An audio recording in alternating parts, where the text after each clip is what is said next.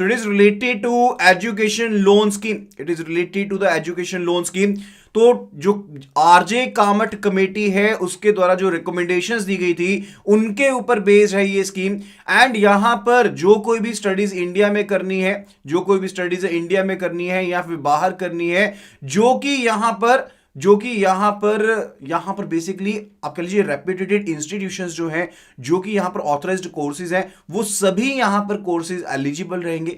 Quantum of loan की बात करते हैं तो स्टडीज इन इंडिया के लिए 10 लाख तक का मैक्सिमम जो लोन है वो यहां पर कवर अप किया जा सकता है under the education loan scheme. And further बाहर पढ़ने के लिए जो 20 लाख तक का लोन है वो इस स्कीम में कवर अप किया जा सकता है अंडर द क्वांटम। ये मॉडल स्कीम है एजुकेशन लोन के रिलेटेड, यहां पर एक मॉडल स्कीम है। एंड फर्दर बैंक जो है इसको ध्यान में रखते हुए अपनी गाइडलाइंस को यहां पर फिक्स करते हैं। So this is not the exact जिसके बेस पर बैंक्स जो है वो लेंडिंग करते हैं, बैंक्स के लिए ये यहां पर एक मॉडल स्कीम है। ओके, एंड अगर हम मार्जिन की बात करते हैं यानी कि बोरोर के कंट्रीब्यूशन की बात करते हैं तो वो यहां पर तो बोरोर की कंट्रीब्यूशन जो रहेगी यहां पर 4 लाख रुपए तक कोई भी मार्जिन की रिक्वायरमेंट नहीं है। 4 लाख से ऊपर अगर तो पर्सन है, अगर तो स्टूडेंट जो है वो यहां पर इंडिया में ही स्टडी करना चाहता है तो जो मार्जिन चाहिए वो 5% चाहिए। एंड अगर वो अब्रॉड में स्टडी करना चाहता है तो जो मार्जिन चाहिए डेट इज 15%। वो कितना चाहिए? 15% चाहिए। अगर हम सिक्योरिटी की बात करते हैं तो यहां पर जो डॉक्यूमेंट्स होते हैं वो यहां पर स्टूडेंट के द्वारा एंड फर्दर उसके पेरेंट्स या फिर गार्डियंस के द्वारा यहां पर जो है यहां पर इकट्ठे यहां पर एग्जीक्यूट किए जाते हैं। यानी कि सभी यहां पर स्टूडेंट एज वेल एज जो गार्डियन है, जो पेरेंट्स हैं, वो यहां पर क्या करेंगे? वो यहां पर उसको एग्जीक्यूट करते हैं डॉक्यूमेंट्स को। एंड 7.5 लाख तक के अमाउंट तक के लिए कोई भी यहां पर कोलेटरल की रिक्वायरमेंट नहीं है, किसी भी तरह की कोलेटरल की रिक्वायरमेंट नहीं है। 4 लाख तक के अमाउंट के लिए वैसे भी कोई भी यहां पर आपको गारंटी, यहां पर इवन गारंटी की भी जरूरत नहीं है। यानी कि सिर्फ और सिर्फ पेरेंट्स की जो को-बोरोर्स की गारंटी है वो यहां पर सफिशिएंट रहेगी। 4 लाख से ऊपर 7.5 लाख तक अगर यहां पर third party, suitable third party guarantee जो कि बैंक को एक्सेप्टेबल है, वो भी यहां पर काफी रहेगी। लेकिन अगर जो लोन अमाउंट है वो 7.5 लाख से ज्यादा है, उसके केस में जो बैंक है वो कोलेटरल यहां पर ले सकता है। एंड यहां पर जो गारंटी कवर रहेगा that would be under the NCGTC. तो यहां पर एनसीजीटीसी के अंडर कवर अवेलेबल रहेगा। तो उसके केस में 7.5 लाख तक कोई भी यहां पर आपको कोलेटरल सिक्योरिटी की रिक्वायरमेंट नहीं है। एंड टेंजिबल सिक्योरिटी जो है मैंने आपको ऑलरेडी बता दिया कि यहां पर अगर लोन अमाउंट जो है आपका 7.5 लाख से ज्यादा है, 7.5 लाख से ज्यादा है, उसके केस में आपको यहां पर टेंजिबल कोलेटरल सिक्योरिटी की रिक्वायरमेंट रहेगी। अगर रेट ऑफ इंटरेस्ट की बात करते हैं तो यहां पर 4 लाख रुपए तक जो रेट ऑफ इंटरेस्ट चार्ज किया जाएगा that would be the base rate. 4 lakh से ज्यादा के लिए बेस रेट प्लस 1% के हिसाब से यहां पर रेट ऑफ इंटरेस्ट चार्ज किया जाएगा। एंड जो रेट डेबिट किया जाएगा वो क्वार्टरली बेसिस पर, हाफ ईयरली बेसिस पर यहां पर किया जाएगा।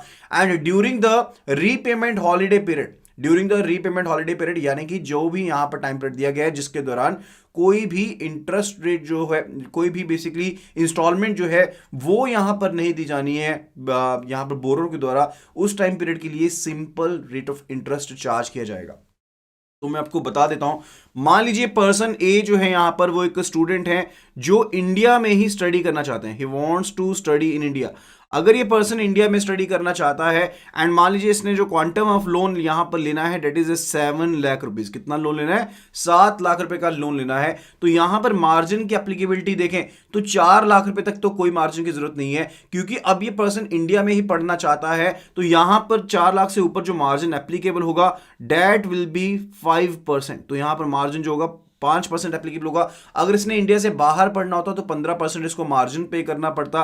एंड फर्दर यहां पर अगर हम कोलेटरल की बात करते हैं तो 7.5 लाख तक कोई भी आपको टेंजिबल कोलेटरल की रिक्वायरमेंट नहीं रहेगी अगर एनसीजीटीसी में जो लोन है वो कवर्ड है, यानी कि जो गारंटी कवर है वो यहां पर एनसीजीटीसी में कवर है। तो यहां पर कोई भी अलग से आपको कोलेटरल की जरूरत नहीं पड़ेगी। अगर लोन अमाउंट जो है वो 4 लाख से ज्यादा है तो उसके केस में जो third party, suitable third party guarantee भी है वो भी काफी रहेगी। एंड डॉक्यूमेंट जो है वो ए के द्वारा एंड इसके पेरेंट्स या फिर गार्डियन के द्वारा यहां पर ज्वाइंटली इनको एग्जीक्यूट किया जाएगा। Is that clear? And further जो रेट ऑफ इंटरेस्ट यहां पर चार्ज किया जाएगा, अब 4 लाख तक जो रेट ऑफ इंटरेस्ट चार्ज किया जाता है वो बेस रेट के हिसाब से किया जाता है। 4 लाख से ऊपर जो रेट ऑफ इंटरेस्ट चार्ज किया जाएगा that will be base rate plus 1%। And further जो इंटरेस्ट यहां पर डेबिट किया जाएगा वो क्वार्टरली बेसिस पर या फिर हाफ ईयरली बेसिस पर डेबिट किया जाएगा। And during the repayment holiday period, during the repayment holiday period ये जो इंटरेस्ट डेबिट किया जाएगा that will be on simple interest basis, वो सिंपल इंटरेस्ट यहां पर चार्ज किया जाएगा during the repayment holiday period. Now what is repayment holiday period?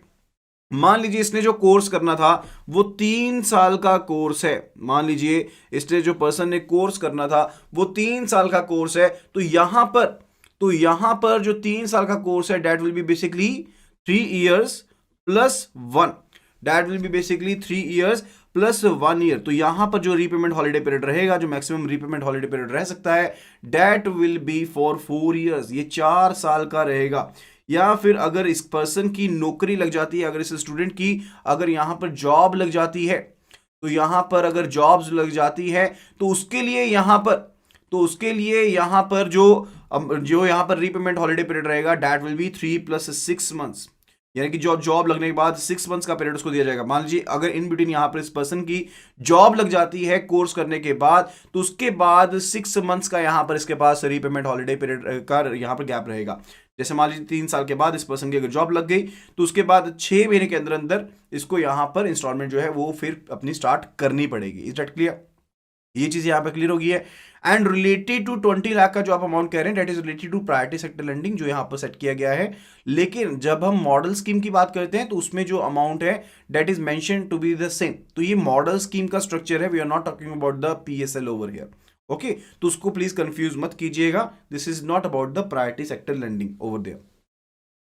तो प्रायोरिटी सेक्टर लेंडिंग के केस में हमने पढ़ा था कि जो अमाउंट है इंडिया में स्टडी के लिए, अब्रॉड के लिए, वो यहां पर 20 लाख रुपीस के रिलेटेड अमाउंट है, वो यहां पर 20 लाख रुपीस के रिलेटेड अमाउंट है। After that it is related to कि अगर पेनल इंटरेस्ट की बात करते हैं तो अगर ओवर ड्यू अमाउंट जो है, अगर यहां पर पेनल इंटरेस्ट जो है वो यहां पर चार्ज किया जा सकता है 2% के बेस के ऊपर चार्ज किया जाएगा for above ₹2 lakh for the over due amount. तो अगर ओवर ड्यू अमाउंट 2 लाख से ज्यादा है एंड ओवर ड्यू पीरियड जो है यहां पर यानी कि रीपेमेंट हॉलीडे पीरियड आपका निकल चुका है, इंस्टॉलमेंट्स यहां पर ड्यू हो चुकी हैं, तो उसके केस में यहां पर 2% की पेनल्टी जो है वो यहां पर चार्ज की जा सकती है। एंड रीपेमेंट पीरियड मैंने आपको ऑलरेडी बता दिया that will be course period, जो भी कोर्स पीरियड है।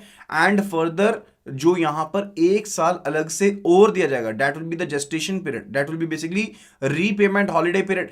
एंड फर्दर उसके बाद भी जो लोन रीपे करने के लिए टाइम पीरियड दिया जाता है वो 10 से 15 साल का समय दिया जा सकता है, 10 से 15 साल का समय दिया जा सकता है। एंड यहां पर देखिए कोर्स करने के बाद जब से जॉब लग जाती है तो वहां पर से आपका जो रीपेमेंट पीरियड है वो यहां पर शुरू हो जाएगा। जैसे मान लीजिए 3 साल का यहां पर कोर्स पीरियड था प्लस 1 साल का यहां पर आपको गैप दिया गया एंड फर्दर यहां पर उसके बाद यहां पर इंस्टॉलमेंट शुरू होगी एंड ये 15 से 20 साल के यहां पर आपके पास रीपेमेंट स्ट्रक्चर रहेगा। Is that clear? And further यहां पर जो भी देखिए यहां पर मैंडेटरी नहीं है कि आपको यहां पर इंस्टॉलमेंट पे करनी है, लेकिन अगर कोई पेरेंट्स गार्डियंस जो हैं वो यहां पर, अगर पेरेंट्स एंड गार्डियंस जो हैं वो यहां पर वो यहां पर इंटरेस्ट को पहले ही सर्व कर देते हैं, वो यहां पर पहले ही इंटरेस्ट को सर्व कर देते हैं, तो यहां पर उनको इंटरेस्ट कंसेशन भी मिल सकता है, तो यहां पर इनको इंटरेस्ट कंसेशन भी यहां पर मिल सकता है। Is that clear? And further it is related to जो अक्रूड इंटरेस्ट है उसकी यहां पर लोन की रीस्ट्रक्चरिंग करनी पड़ेगी, उसकी यहां पर रीस्ट्रक्चरिंग करनी पड़ेगी। मान लीजिए लोन अमाउंट जो था यहां पर 7 लाख रुपए का लिया गया and further let us take the case की 10% का यहां पर इंटरेस्ट एप्लीकेबल था। अब during the repayment holiday period जो इंटरेस्ट चार्ज करना है वो तो यहां पर कितना चार्ज करेंगे, वो सिंपल रेट ऑफ इंटरेस्ट के साथ चार्ज किया जाएगा, इंटरेस्ट रेट, ठीक है। तो 10% के साथ यहां पर इंटरेस्ट रेट चार्ज किया गया, तो यहां पर 4 साल के लिए 10% के साथ यहां पर इंटरेस्ट चार्ज किया गया, यानी कि 70,000 रुपीज पर ईयर का इंटरेस्ट चार्ज किया गया। टोटल इंटरेस्ट जो चार्ज यहां पर किया गया 2.8 लाख रुपीज का इंटरेस्ट यहां पर चार्ज किया गया। टोटल अमाउंट यहां पर जो लोन लिया गया था 7 लाख का लिया गया था, यानी कि 4 साल के पीरियड के बाद यहां पर जो टोटल यहां पर आउटस्टैंडिंग अमाउंट हो गया that is 9.8 lakh over here, वो 9.8 लाख हो गया। तो यहां पर अब ये 9.8 लाख के हिसाब से अगर कोई भी इंटरेस्ट पे नहीं किया गया है तो 9.8 लाख के हिसाब से यहां पर इंस्टॉलमेंट जो है उसको यहां पर क्रिएट किया जाएगा, यानी कि लोन की रीस्ट्रक्चरिंग की जाएगी after the repayment holiday period. Is that clear? Okay, that is related to the model education loan scheme.